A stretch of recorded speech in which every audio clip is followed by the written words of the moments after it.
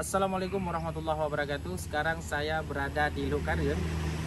Secara administrasi Luk Karyeng ini, yang posisi saya sekarang ini masuk ke wilayah Gampung Grung-Grung, Kecamatan Merdu, Kabupaten Pidijaya.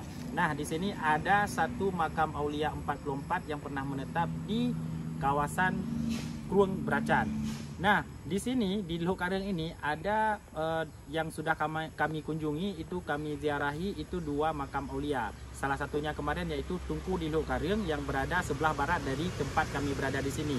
Di sini terdapat satu makam Aulia yang dikenal dengan nama Tunku di Sabar. Namun nama beliau adalah Tunku Abdus Samad bin Mande bin Tunku Gelumpang Payung. Nah, kami dapati hanya satu nama, baru satu nama kami dapati tentang nama Aulia yang menetap di sepanjang Krueng Bracan.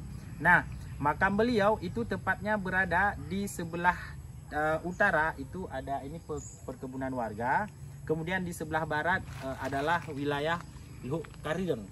Maksudnya Luk Karyeng bagian dalam, dan di sana adalah Masjid Al-Hidayah. Sebelah selatan itu adalah yang nampak di video adalah Min 6 Pidijaya, dan di sebelah timur itu adalah Jalan Bracan, ataupun sekarang sudah disebutkan dengan Jalan Tengku di Picuk Krueng. Nah, tempat kami berada ini adalah makam Tunku di Sabar. Nah, sekarang kita sama-sama ke makam beliau.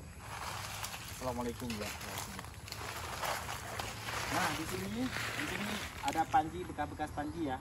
Boleh sedikit dekat.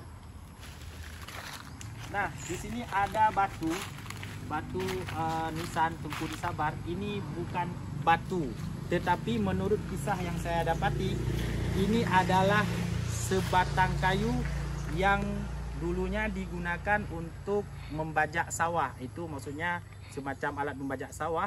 Ketika orang menancapkan nisan ini, orang tuanya mengatakan jika engkau Tunku di Sabar keramat, maka jadilah kayu ini menjadi batu. Makanya persis seperti batu, dan ini batu tapi dia mirip dengan kayu. Sebenarnya ini kayu dulu tapi dia berubah menjadi batu. Ini adalah karamah dari Tunku di Sabar.